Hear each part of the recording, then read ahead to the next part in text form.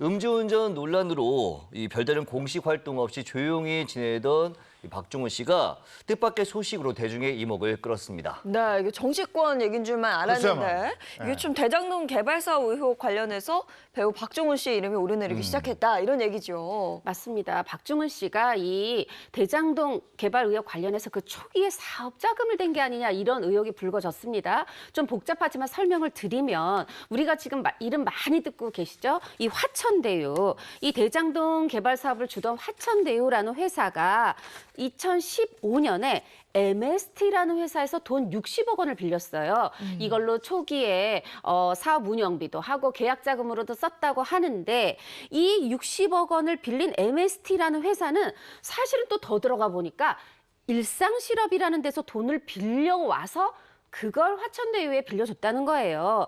그런데 그 일상실업, 바로 그 일상실업이 박중훈 씨가 지분 100%를 가지고 있는 회사다 보니까 또 MST가 입주한 그 건물의 빌딩 소유주가 박중훈 씨다 보니까 지금 이런 의혹이 불거졌습니다. 네, 제가 또 좀 더 첨언을 하자면 이 MSBT라는 이 회사인데요. 이 MSBT가 역삼동 빌딩의 소재지가 있어요. 그리고 이 빌딩의 소유주가 일상실업이라는 회사입니다. 그런데 이 일상실업의 대표가 박중훈 씨의 아내분이에요. 그렇기 때문에 일상실업에서 이 빌딩 건물 그리고 또 일상실업이라는 곳이 또 이 빌딩에 또 소재지가 있어요. 그렇기 때문에 다 같은 거 아니냐라는 말이 나오면서 박중훈 씨의 돈이 자연스럽게 흘러 들어간 것 아니냐라는 이런 합리적인 추측이 가능해진 것인데요.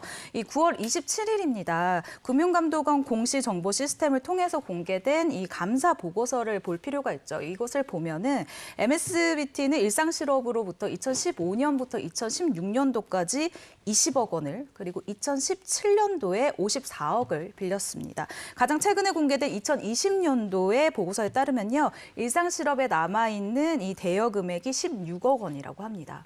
뭐 MSBT, 일상실업, 화천대유 뭐 이렇게 복잡합니다만 네. 어쨌든 박중훈 씨의 돈이 화천대유로 흘러갔다 이런 추정을 하고 있는 거잖아요. 네. 근데 여기에 대해서 박중훈 씨는 뭐라 그럽니까?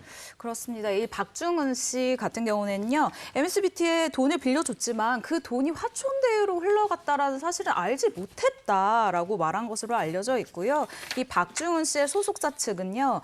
배우의 개인적인 사생활의 영역이라 자세한 부분은 확인할 수 없다, 말할 수가 없다라고 얘기를 했는데요. 아무래도 정재계가 얽혀있는 그리고 굉장히 논란이 된 사건이니만큼 배우인 박중훈 씨가 어떻게 해서 이렇게 투자를 하게 됐는지에 대한 이 투자 배경에 대해서도 연예부 기자들이 굉장히 촉각을 곤두서고 있는 상황입니다.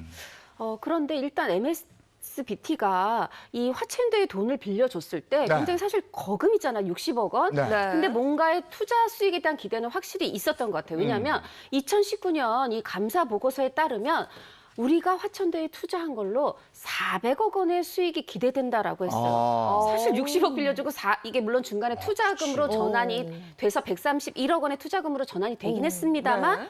131억 원을 기준으로 해도 131억을 투자했는데 400억 원을 돌려받는다? 6배 이상. 그러니까요. 네. 그런데 이게 그냥 기대만이 아니었어요. 실제로 또 감사 보고서, 회계 감사 보고서를 보니까 327억 원의 투자 수익을 돌려받은 바 있습니다. 아, 그렇군요. 박중훈 씨 같은 경우는 한때 국민 배우라는 수식어까지 달렸던 배우였는데 음주운전 투아웃 그리고 이후에는 지금 화천대유 의혹까지 제기가 된 상황입니다.